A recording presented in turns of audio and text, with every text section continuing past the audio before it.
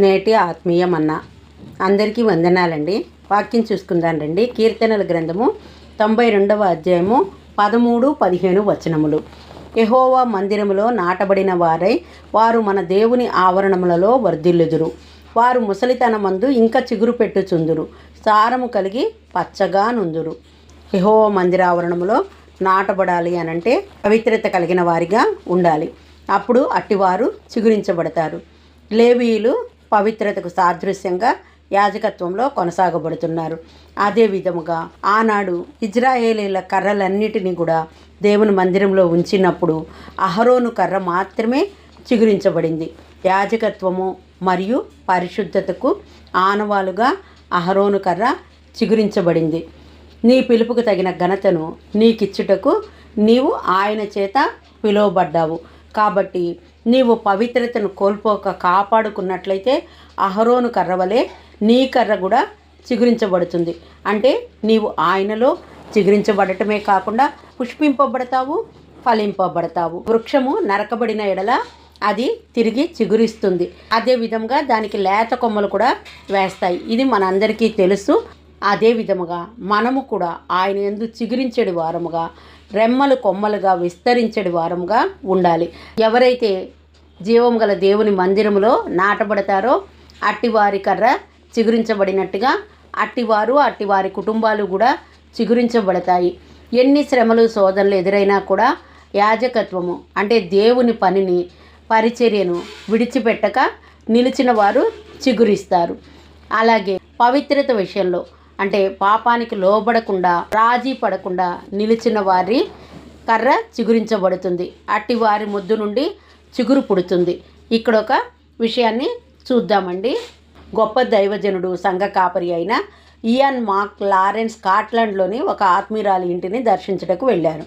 ఆ ఇంటిలో ఉన్న ఆ ఆత్మీయురాలు పొయ్యి దగ్గర నిల్చుని బహుగా ఏడుస్తూ ఉంది. లారెన్ పిలుపు విని తన చెంగుతో కళ్ళు తుడుచుకుంటూ, రండి పాస్టర్ గారు రండి అని ఆయనను ఆహ్వానించి గ్లాసుతో నీళ్లు తీసుకొచ్చి అందిస్తూ ఉండగా అప్పటికే ఆమె బహుగా ఏడుస్తూ ఉందని గ్రహించిన ఆయన, ఎందుకని నువ్వు ఏడుస్తున్నావు అని ఆమెను అడిగారు. అయ్యా, నేను నా చిన్నప్పుడే దేవుని సేవ చేయాలని బహుగా ఆశపడ్డాను, ఆయన కొరకే జీవించాలని తాపత్రయపడ్డాను. కానీ పెళ్లి చేసుకొని పిల్లల్ని కని దేవుని పిలుపును, చేయవలసిన సేవను నిర్లక్ష్యం చేసి భర్తను, పిల్లల బాగోగులను చూసుకుంటూ, వారి కోసం ప్రార్థిస్తూ, వారి పనులు చేస్తూ, ఇంటి పనులు, వంట పనులతోనే నా జీవితం గడిచిపోయింది. నా ప్రభు కొరకు నేను నా జీవితంలో చేసింది ఏమైనా ఉందా అని నన్ను నేను ప్రశ్నించుకుంటే నాకు కనిపిస్తుంది మాత్రం ఏమీ లేదని, శూన్యమని. అందుకే బహుగా దుఃఖపడుతున్నాను. ఓ మంచి ఇల్లాలుగా, ఓ మంచి తల్లిగా ఉన్నాను, కానీ ఓ మంచి సేవకురాలిగా, ఓ మంచి బోధకురాలిగా ఉండలేకపోయాననే బాధ నన్ను బహుగా వేధిస్తుంది అని చెప్పిందంట. ఆ సేవకుడు ఆమె వైపు చూస్తూ, అమ్మా, నీకు మత్తయి, మార్కు, లూకా, యోహాను అను 4 కుమారులు ఉన్నారు కదా, వారేరే అని అడిగారట. మీరే కదా మా పెద్దబ్బాయిని అభిషేకించి చైనా దేశంలో సేవ చేయడానికి పంపింది. మా రెండేవాడేమో మీ వాక్య పరిచర్యతో ప్రేరేపించబడి ఆఫ్రికా దేశంలో క్రీస్తు ప్రేమను ప్రకటిస్తున్నాడు. మూడోవాడేమో చైనాలో ఉన్న తన అన్న దగ్గరకు వెళ్ళి అతడు పడుతున్న ప్రయాసలో పాలు పంచుకోవాలని ఎంతో ఆశతో ఈ మధ్య చైనా దేశానికి వెళ్ళాడు. సహోదరులు కలిసి సేవ చేయడం, ప్రభు కొరకు జీవించడం నాకు ఎంతో గర్వంగా ఉందయ్యా అని చెప్పిందట.